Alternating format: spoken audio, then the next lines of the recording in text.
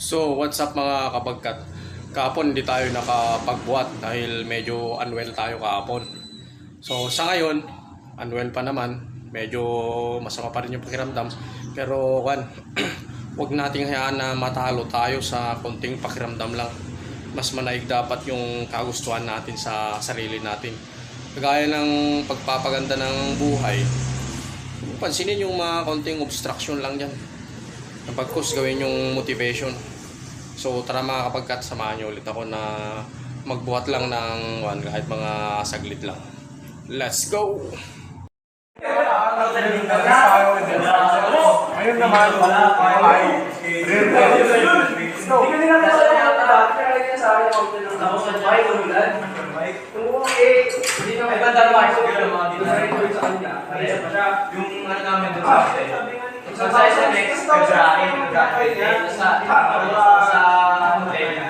mga March 15 na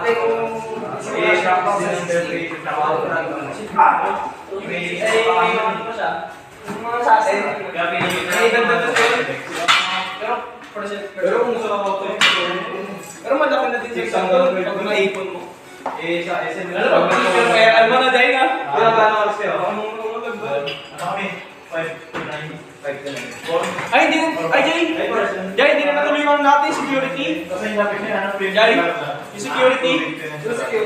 Yung taas. Security team. Bukas, ayun natin. Jay, tatap natin bukas. Sa libre cellphone.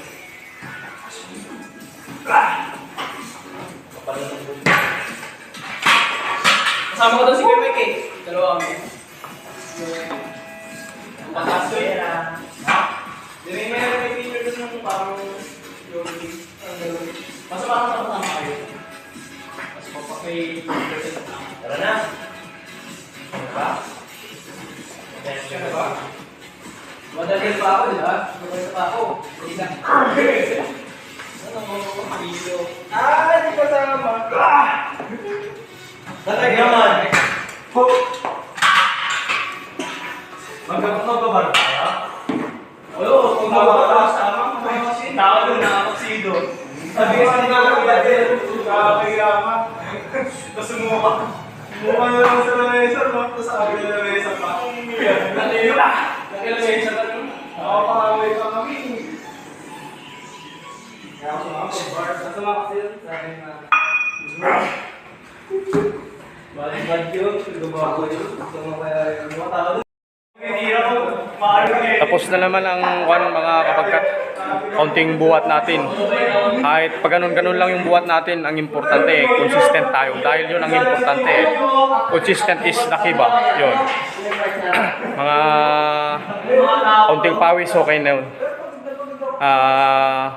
Balang araw may bigyan din natin ng full time tong pag-gym natin. May babalik din natin yung pagiging full time natin dito sa gym.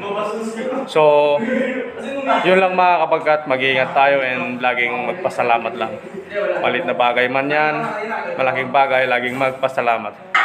So thank you ulit sa panonood mga kapagkat. See you sa sunod na vlog.